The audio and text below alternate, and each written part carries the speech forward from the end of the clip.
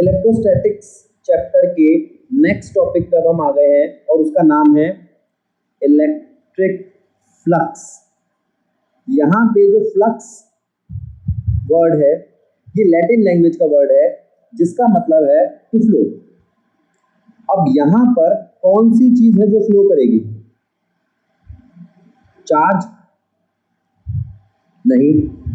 अगर charge flow करता है तो इलेक्ट्रोस्टैटिक्स का टॉपिक नहीं रहता, वो बन जाता है इलेक्ट्रोडायनामिक का, जिसे हम करंट के नाम से भी जानते हैं। तो यहाँ कौन सी चीज है जो फ्लो करेगी? यह इलेक्ट्रिक फील्ड लाइंस या electric line of forces. Electric field lines और electric line of forces flow करके जाएगी किसी पर्टिकुलर सरफेस से या एरिया से। तो अब जो बहुत इंपॉर्टेंट टॉपिक हमारे सामने आएगा वो है एक तो एरिया, और इलेक्ट्रिक फील्ड लाइंस का मतलब हो गया आपका electric field.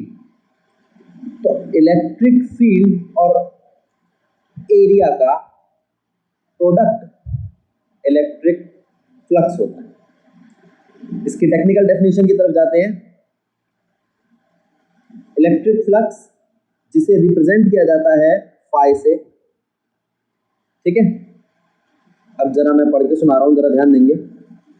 The word flux comes from a Latin word meaning to flow, and you can consider the flux of vector field to be a measurement of flow through an imaginary fixed elements of the surface in the field। तो word बता दिए कहाँ से है? Latin language का जो Latin language का word है जिसका मतलब है टू फ्लो, ठीक है। अब हम बात करने जा रहे हैं ये जो फ्लक्स है आपका यानी कि इलेक्ट्रिक फ्लक्स, इसका मैथमेटिकल रिप्रेजेंटेशन क्या है? EDA, ठीक है। ये ओवर अ क्लोज लूप बनाया था, ओपन हो तो भी कोई दिक्कत नहीं है। इलेक्ट्रिक फील्ड जो कि एरिया है, जो कि वेक्टर है, एरिया वो भी वेक्टर है, उन दोनों का डॉट प्रोडक्ट जो होता है वो फाई होता है, ठीक है। मैं यहाँ लिख देता हूं,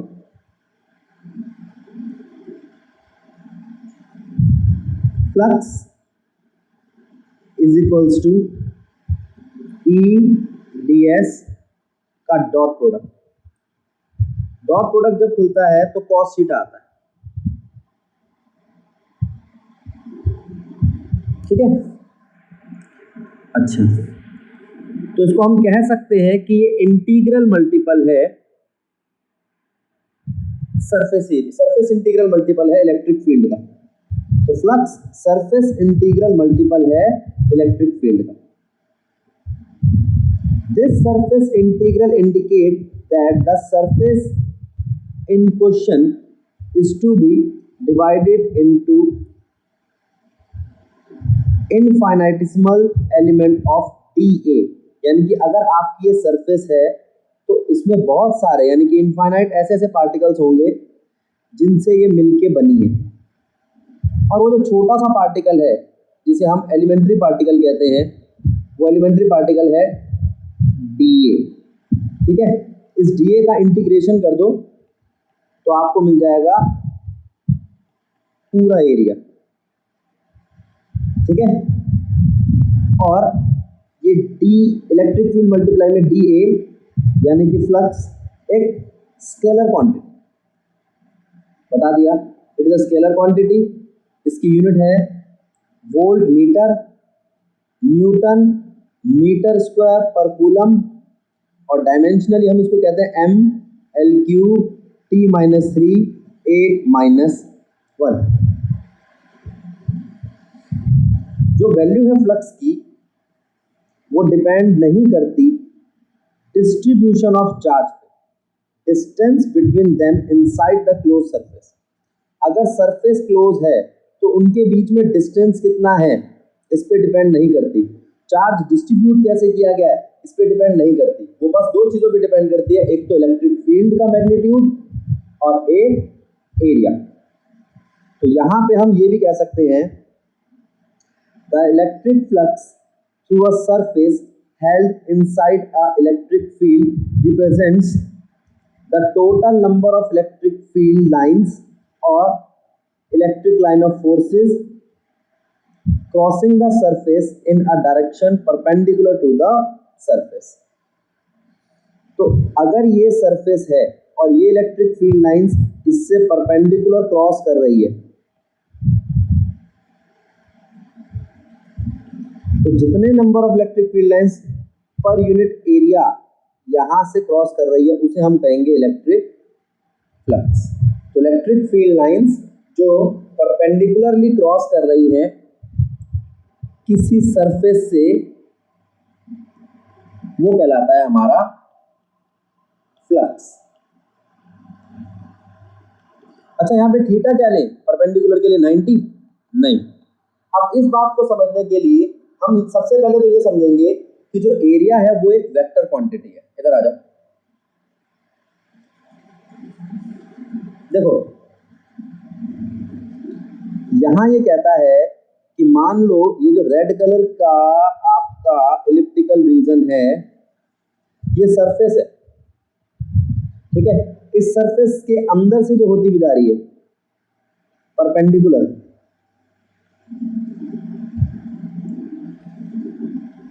ये परपेंडिकुलर है, परपेंडिकुलर टू सरफेस। ये इलेक्ट्रिक फील्ड लाइंस परपेंडिकुलर है सरफेस से और ये इलेक्ट्रिक फील्ड लाइंस पैरेलल है सरफेस से।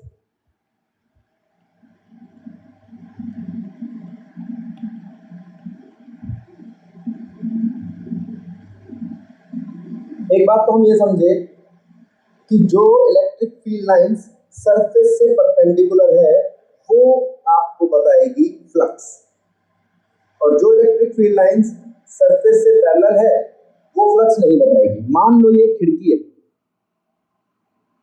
ठीक है, इस खिड़की में से हवा आ रही है,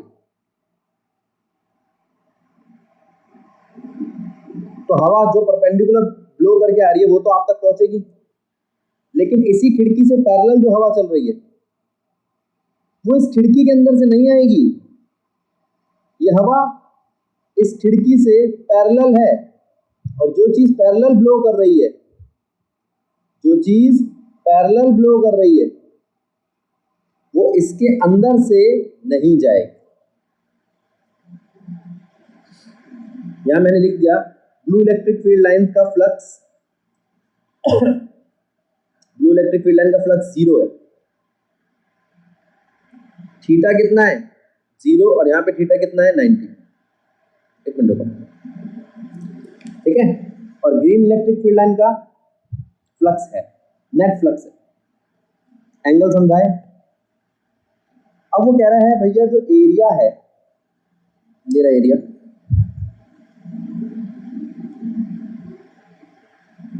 इसका अपना एक नॉर्मल वेक्टर होता है।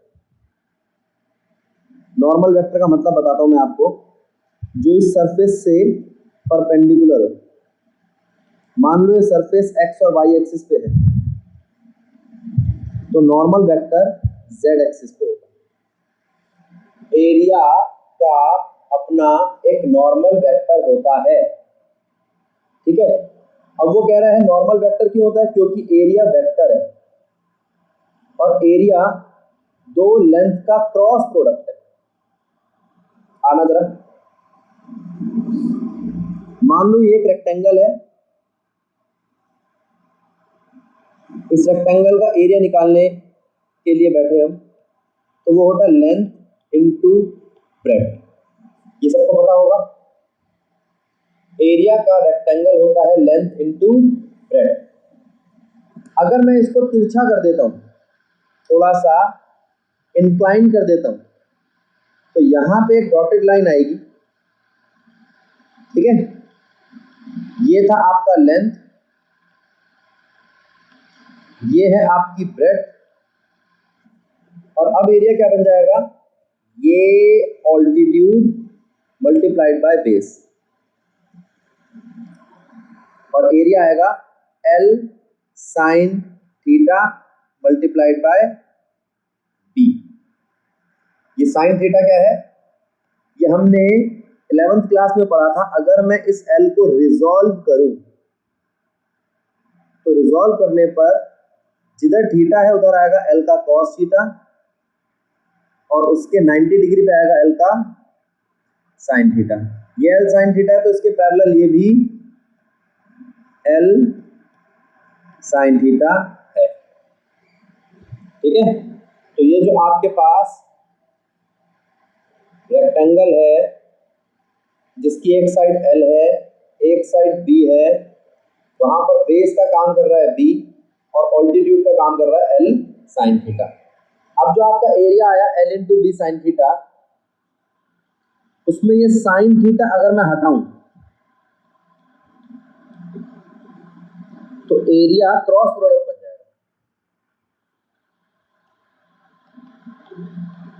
लेकिन 11th क्लास में हमने पढ़ा था क्रॉस प्रोडक्ट में जो भी आंसर आता है, मान लो आई और जे को मल्टीप्लाई किया तो के आता है, यानी कि आई और जे से नॉर्मल।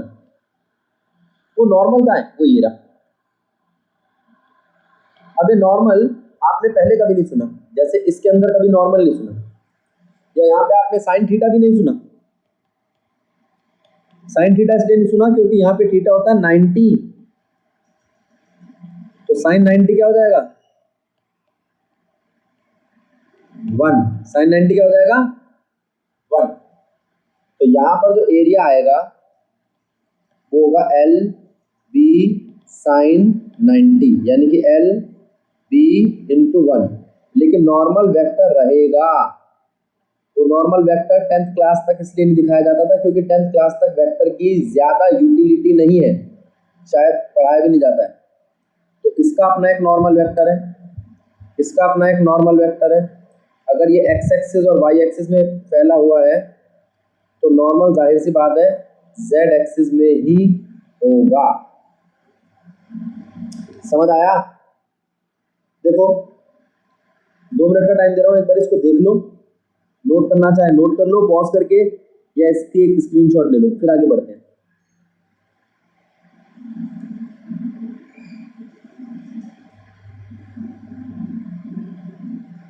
आ जाओ। एरिया क्रॉस प्रोडक्ट है, यानी कि लेंथ का क्रॉस प्रोडक्ट। जब हम दो चीजों का क्रॉस प्रोडक्ट निकालते हैं तो उनके मैग्नीट्यूड के साथ साइन थीटा आता है और ये नॉर्मल वेक्टर बन जाता है। ठीक है, ये नॉर्मल वेक्टर कहां दिखाई दे रहा है आपको, ये रहा।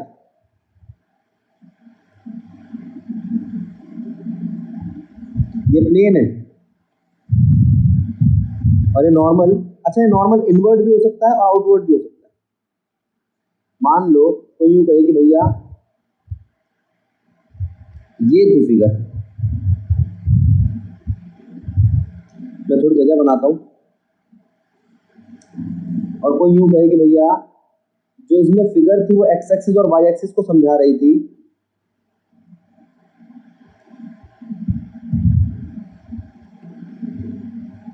ये लो यहां ध्यान दो,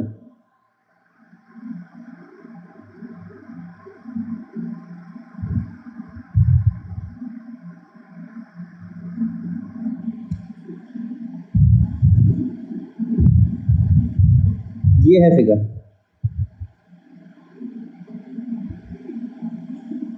जिसमें आपके एक्स और वाई एक्सिस हैं।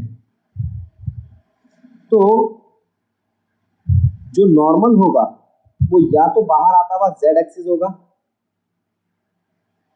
या अंदर जाता हुआ जेड एक्सिस होगा।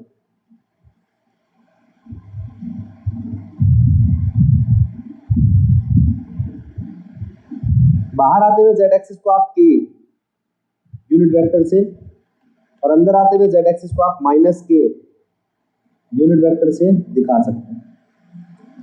अब ये प्लस और माइनस की आप टेंशन मत लीजिए। आ जाओ, इलेक्ट्रिक फ्लक्स को फिर से समझा रहा हूं। ये सरफेस, ये अंदर से पेनिट्रेट करती हुई इलेक्ट्रिक फील्ड लाइंस, ये नॉर्मल।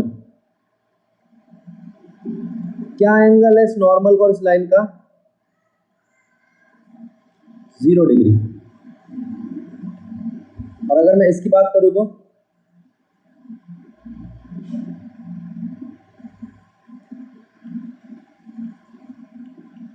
90। अब देखो ये सरफेस के साथ पैरेलल है, लेकिन सरफेस के नॉर्मल के साथ परपेंडिकुलर है। सरफेस से parallel but normal to perpendicular to normal, ठीक। और ये वाला, ये जो ये लाइन है, ये सरफेस से परपेंडिकुलर लेकिन parallel to normal of surface, ठीक। तो सारे एंगल बदल गए, जहां पे थीटा पैरेलल था वहां थीटा 90 आ गया, और जहां पे वो सरफेस से 90 डिग्री पे था वहां पे थीटा 0 आ गया। जहां पर सरफेस से 90 डिग्री, ये देखो क्योंकि अब नॉर्मल की बात होने लग गई ना, ये सरफेस से 90 डिग्री पे है लेकिन नॉर्मल से पैरेलल है।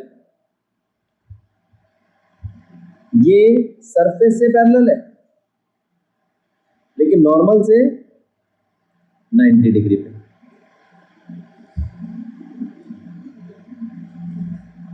आगे चलते हैं, ये फिर वही बता रखा है electric flux it is an integral multiple of electric field, ठीक है।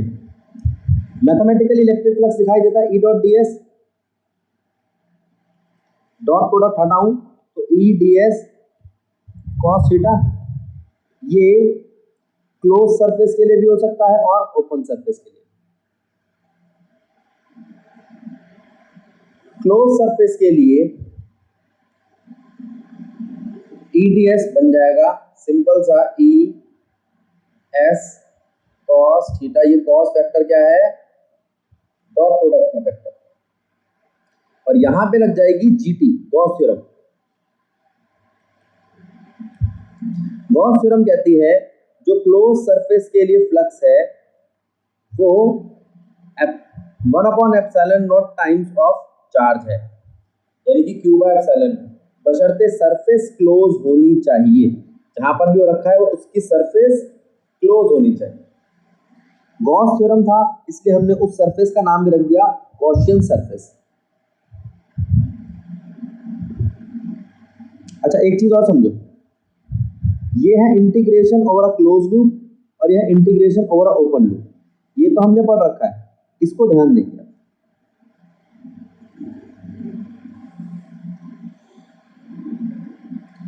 मान लो ये एक L लेंथ की वायर है, तो उसका DL पार्ट ये छोटा सा एलिमेंट्री पार्टिकल है, तो जो इंटीग्रेशन होगा इस एलिमेंट्री पार्टिकल का वो निकल कर आएगा L। जो इंटीग्रेशन होगा एलिमेंट्री पार्टिकल DL का वो होगा L। लेकिन अगर ये सीधी ना होकर ये क्लोज होती तो ऐसे DL DL DL मिलके फिर से L बनाते, हाँ, लेकिन मैं उसको L ना कह के 2πr कहता हूं। 2πr क्या होता है, सर्कल की सरकमफ्रेंस का पैरामीटर। तो वो कह रहा है length over a loop, close loop, 2πr बन जाएगी। आगे चलते हैं, गॉस थ्योरम की टेक्निकल डेफिनेशन है क्या। According to this theorem the total flux linked with a closed surface is 1/ε0 times of charge. Charge क्या है आपका, Q, enclosed by the closed surface।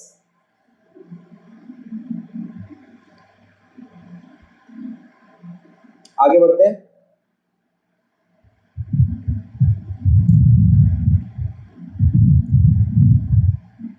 Application क्या है गॉस थ्योरम की।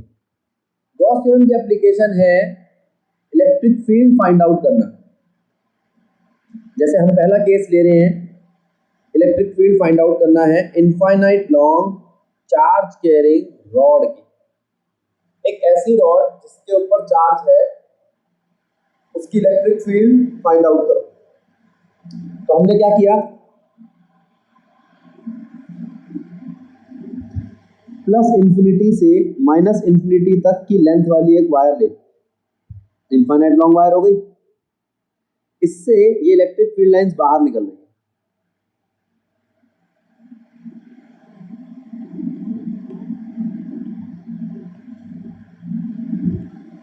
अब इससे इलेक्ट्रिक फील्ड लाइंस तो बाहर निकल रही है, इसकी सरफेस पे मैं नॉर्मल बना के दिखा रहा हूं। ये गॉसियन सरफेस है जो मैंने इस वायर के टुकड़े के चारों ओर लेट किया। ये रहा वायर का टुकड़ा, ये पूरी वायर बहुत बड़ी है, मैंने इसका एक डीएल पार्ट लिया, पूरी वायर नहीं ली, सिर्फ डीएल पार्ट लिया, और वायर के टुकड़े के चारों ओर एक क्लोज्ड सरफेस बनाई है जिसका नाम रखा है मैंने सिलेंड्रिकल गॉसियन सरफेस। कैसा सरफेस है? गॉसियन। आगे, अब इसकी इस सरफेस पर एक परपेंडिकुलर खींचा, इस सरफेस पर एक परपेंडिकुलर खींचा, और इस सरफेस पर भी एक परपेंडिकुलर खींचा। तो ये नॉर्मल है, एक ये नॉर्मल है, एक ये नॉर्मल है, और एक ये नॉर्मल है। सरफेस के नॉर्मल है ये। क्या है? ये सरफेस के नॉर्मल। इस सरफेस का एलिमेंट्री पार्टिकल ले लिया ds1, इस सरफेस का एलिमेंट्री पार्टिकल ले लिया ds2, और इस सरफेस का एलिमेंट्री पार्टिकल ले लिया ds3। अब ये जो ds पार्टिकल है उसके नॉर्मल का क्या एंगल है इलेक्ट्रिक फील्ड के साथ, और इस ds पार्टिकल के नॉर्मल का क्या एंगल है? जहां एंगल 90 है वहां cos 90 हो जाएगा। और जरा इसको देखना,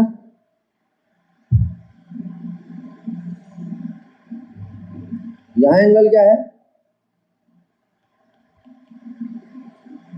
जहां पे एंगल 90 है cos 90 होगी वो खत्म हो जाएगी, ये वैल्यू खत्म, ये वैल्यू खत्म। जहां पर थीटा 0 आ रहा है बस ये बचेगा क्योंकि cos 0 1 होता है। ठीक है, तो देखो ds1 और इलेक्ट्रिक फील्ड के बीच का एंगल 90, ds2 और इलेक्ट्रिक फील्ड के बीच का एंगल 0, ds3 और इलेक्ट्रिक फील्ड के बीच का एंगल 90। टोटल फ्लक्स निकाला हमने φ1, φ2, φ3, E ds cos 90, यानी कि ये वैल्यू 0 हो गई। E ds cos 0 और E ds cos 90, ये वैल्यू भी 0 हो गई। बचा क्या? सिर्फ E ds, और ds का इंटीग्रेशन करता हूं तो आता है s।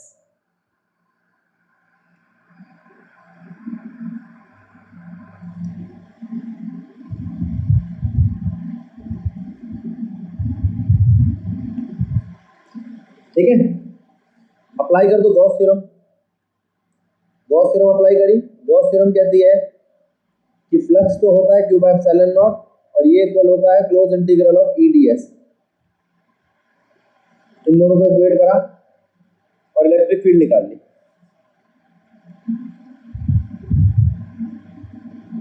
इलेक्ट्रिक फील्ड आई 1/s q by epsilon naught. Shape cylindrical थी तो सिलेंडर का सरफेस एरिया होता है 2πrl। सिलेंडर का सरफेस एरिया क्या होता है? 2πrl।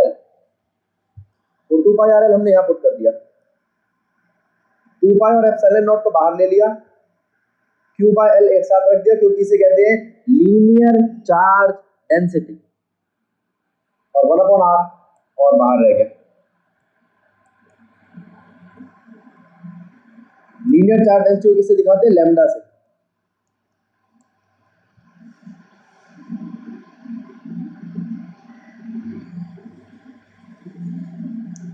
E is equals to 1/2π epsilon naught lambda by r, 2 से मल्टीप्लाई 2 से डिवाइड, ये 2 उठा के इधर ले जाओ, 1/4π epsilon naught 2 lambda by r।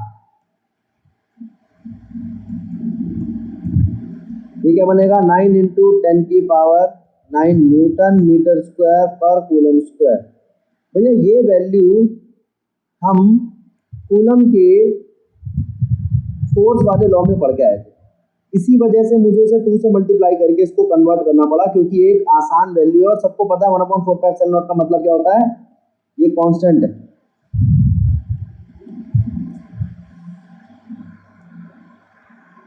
अब एक बार इसको देख लो, नोट करना चाहे नोट कर लो, स्क्रीनशॉट लेना चाहो स्क्रीनशॉट ले लो।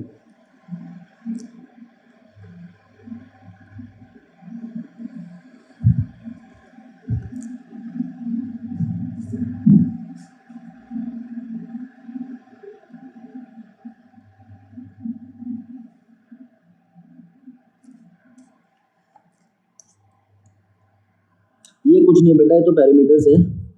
जैसे लेंथ एक सर्कल के लिए 2πr होती है, एरिया 2 लेंथ का मल्टीप्लिकेशन होता है, वॉल्यूम 3 लेंथ का मल्टीप्लिकेशन होता है। ठीक है,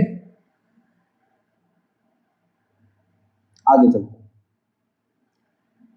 एनसीईआरटी क्या कहती है गॉस लॉ के बारे में? The great significance of the Gauss law equation is that it is true in general and not only for the simple cases we have considered above. तो कोई सा भी केस ले लो, उसकी शेप पे डिपेंड तो करता नहीं है, शेप कोई भी ले सकते हो आप, तो ये जनरली काफी प्रैक्टिकल सा लॉ है। Gauss law is true for any closed surface no matter what its shape or size. Shape और साइज से कोई लेना देना नहीं है, गॉस लॉ सबके लिए काम करता है। और जो चार्ज की टर्म है, the term Q on the right side of the Gauss law include the sum of all charges enclosed by the surface. Surface के अंदर वाले चार्ज को लेगा, बाहर वालों को नहीं। The charges may be located anywhere inside the surface. हाँ, सरफेस के अंदर वो चार्ज कहीं पे भी हो सकते हैं। In the situation when the surface is so chosen that there are some charges inside and some outside, the electric field is due to all charges both inside and outside. The term Q on the right side of the Gauss theorem, however, represented by only total charge inside.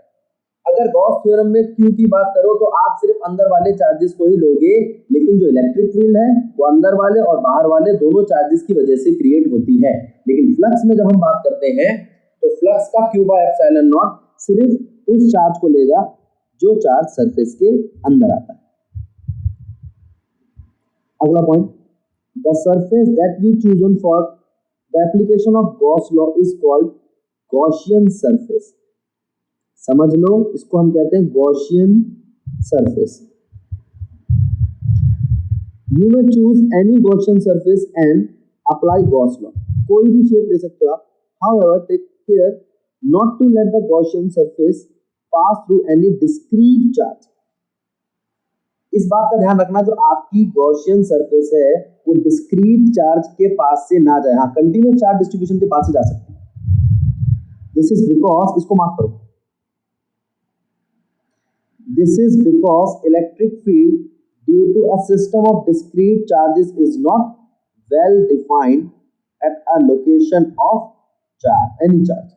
क्योंकि जो discrete charges है उनकी electric field well defined नहीं होती, इसलिए उनको हम Gaussian surface वाले फॉर्मूले से नहीं निकाल पाएंगे। However, the Gaussian surface can pass through a continuous charge distribution। हाँ, continuous charge distribution से पास हो सकती है।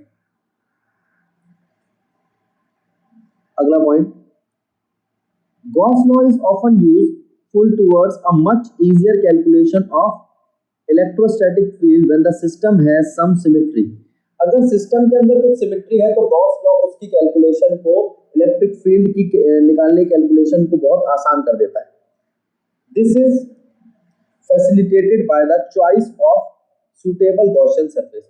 और ये हमारे ऊपर डिपेंड करता है कि हम किस तरीके की सरफेस की चॉइस करते हैं, और उसी से ये हमारे को आसान करके दे देगा। फाइनली ये भी कहता है कि गॉस लॉ जो है वो इनवर्स स्क्वायर लॉ पे डिपेंड करती है और मानती है कूलम्स लॉ को भी। तो ये कुछ छोटी छोटी बातें थी गॉस लॉ की, जो एनसीईआरटी ने एक छोटा सा गेस्ट बना के रख दिया है, इस पे ध्यान दे लेना। आगे मान लो कोई ऐसी सरफेस है, एक शीट है, infinite long sheet, infinite long sheet. तो इस शीट पे इधर भी फील्ड जाएगी, इस शीट पे इधर भी फील्ड जाएगी। जब शीट के इस रीजन पे भी इलेक्ट्रिक फील्ड है, इस रीजन पे भी इलेक्ट्रिक फील्ड है और शीट के ऊपर भी इलेक्ट्रिक फील्ड है, तो हम इस शीट पे एक ऐसा डेल्टा पार्ट कंसीडर करेंगे, डीएल पार्ट ना कह के इसको डीएस पार्ट कहो,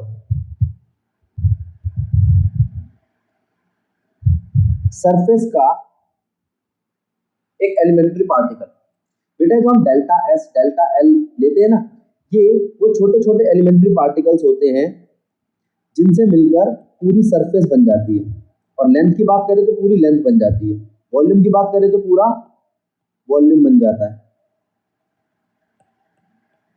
इन डिस्क्रीट पार्ट्स के मिलने से। ठीक है, अब वो कहता है इसके इधर का रीजन देखो, इसके इधर का रीजन देखो। ठीक है, यहां पर इलेक्ट्रिक फील्ड लाइंस कैसी दिखाई दे रही है, जो ब्लू कलर में दिखाई दे रही है।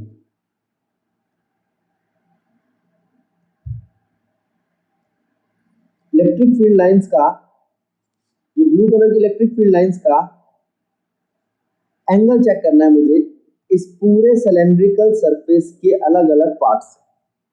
तो फिर मैंने वही तीन पार्ट निकाल लिया इसके, एक ये सर्कुलर सरफेस, एक ये सर्कुलर सरफेस, ठीक है, और एक ये सिलेंडर। तो जब मैं इस सरफेस का डीएस पार्ट लेता हूं, DS1 नाम दिया मैंने इसको, तो उसका नॉर्मल ये है और इसका नॉर्मल इलेक्ट्रिक फील्ड के साथ एंगल कितना रखता है, 0 डिग्री। अगर मैं इस पे डीएस पार्ट लेता हूं तो इसका नॉर्मल ये है और ये इलेक्ट्रिक फील्ड के साथ कैसा एंगल रखता है, 0 डिग्री। और अगर मैं इस सरफेस पे कोई नॉर्मल लेता हूं, सरफेस पे कोई पीस लेता हूं, उसका नॉर्मल निकालता हूं, तो उसके साथ इलेक्ट्रिक फील्ड का क्या एंगल है, 90 डिग्री। क्या एंगल है, 90 डिग्री। तो जहां पर एंगल 90 है वो cos 90 होके 0 हो जाएगा, और जहां पे एंगल 0 है वो cos 0 के 1 1। तो इधर तो मिल गया, इधर ये फ्लक्स है, इधर ये फ्लक्स है और इधर 0 है। ठीक है, और याद रखना सरफेस ये है जिसका एक टुकड़ा लिया है और उसको क्लोज किया है किसके अंदर, गॉसियन सरफेस के अंदर। ये क्या है, गॉसियन सरफेस, ये तो एक गॉसियन सरफेस है। ठीक है, अब जो आपका फ्लक्स है वो क्या होगा, flux 1 plus flux 2 plus flux 3। और ये तीनों फ्लक्स में निकाल चुका हूं उनके थीटा के बेस पर। किसके बेस पे, इधर आ जाओ। फ्लक्स 1 क्या निकला, E ds cos 0। फ्लक्स 2 क्या निकला, E ds cos 0। और फ्लक्स 3 क्या निकला, E ds cos 90। 90 की वैल्यू होती है 0, इसलिए चला जाएगा। एक ये बचा E ds का इंटीग्रेशन s, एक ये बचा E ds का इंटीग्रेशन s, तो आ गया 2es। आपका फ्लक्स है 2es। अप्लाई करो गॉस थ्योरम। गॉस थ्योरम कहती है कि फ्लक्स होता है q by एप्सिलॉन नॉट।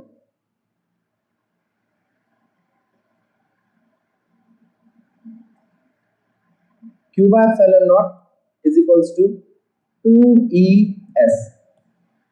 तो यहां से इलेक्ट्रिक फील्ड क्या आई, 1/2s q by epsilon naught. ठीक है, समझ आया, देख लो इसको, नोट करना चाहो तो नोट कर लो, स्क्रीनशॉट लेना चाहो तो स्क्रीनशॉट ले लो, फिर आगे बढ़ते हैं।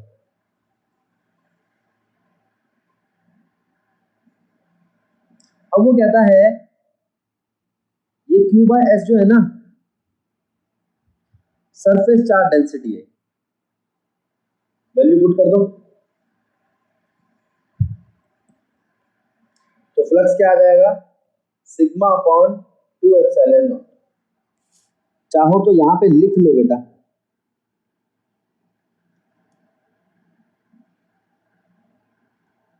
Charge density.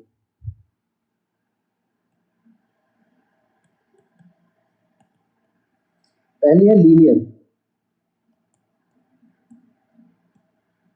Linear charge density, lambda से दिखाई जाती है चार्ज बाय लेंथ या change in charge by change in length. दूसरी है सरफेस चार्ज डेंसिटी,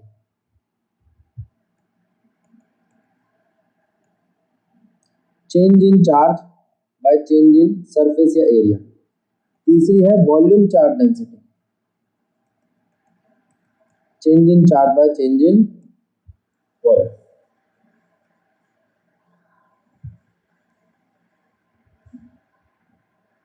चले आगे।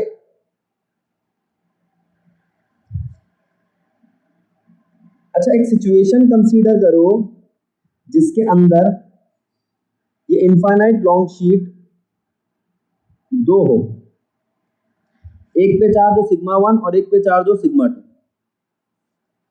ध्यान देना दोनों का मैग्नीट्यूड अलग है लेकिन साइन सेम है।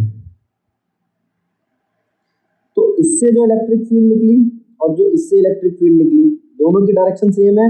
मेरी बात सुनो, ये मैंने इलेक्ट्रिक फील्ड लाइंस नहीं बनाई है, इलेक्ट्रिक फील्ड बनाई है, ठीक है। ऐसे ही यहाँ पर इससे इलेक्ट्रिक फील्ड निकली, इससे इलेक्ट्रिक फील्ड निकली, दोनों की डायरेक्शन सेम है। अगर दोनों की डायरेक्शन सेम है तो वो ऐड होगी, तो इधर इलेक्ट्रिक फील्ड लाइंस ऐड होगी। तो यहां पर जो आपकी इलेक्ट्रिक फील्ड आएगी इस एरिया में और इस एरिया में वो जुड़ के आएगी। लेकिन इससे इलेक्ट्रिक फील्ड जो इधर निकली और इससे इलेक्ट्रिक फील्ड जो इधर निकली ये सब्ट्रैक्ट होगी, डायरेक्शन उल्टी है ना। तो अब की E1 माइनस E2 आएगा। अभी थोड़ी देर पहले बताया था इलेक्ट्रिक फील्ड का फॉर्मूला होता है sigma bye epsilon naught, 2 epsilon not. 1 के लिए मैंने E डैश ले लिया, 2 के लिए मैंने डबल डैश ले लिया, ठीक है। अब वो कहता है ये है आपका रीजन 1, ये है रीजन 2 और ये है रीजन 3। यहाँ और यहाँ की इलेक्ट्रिक फील्ड सेम है यानी कि एडिशन, और यहाँ की इलेक्ट्रिक फील्ड अलग है यानी कि सबट्रैक्शन। आ जाओ, इलेक्ट्रिक फील्ड इन रीजन 1 बराबर है इलेक्ट्रिक फील्ड इन रीजन 3। तो इलेक्ट्रिक फील्ड इन रीजन 1 और रीजन 3 कितना है, सम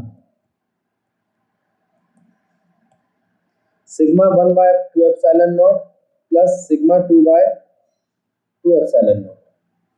अगर मैं इन दोनों को ऐड करता हूं तो आता है sigma 1 plus sigma 2 by 2 epsilon not.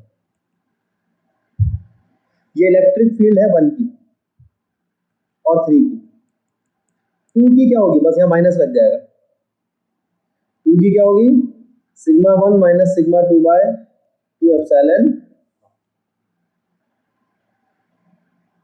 समझ लो, इसको नोट करना चाहो तो नोट कर लो।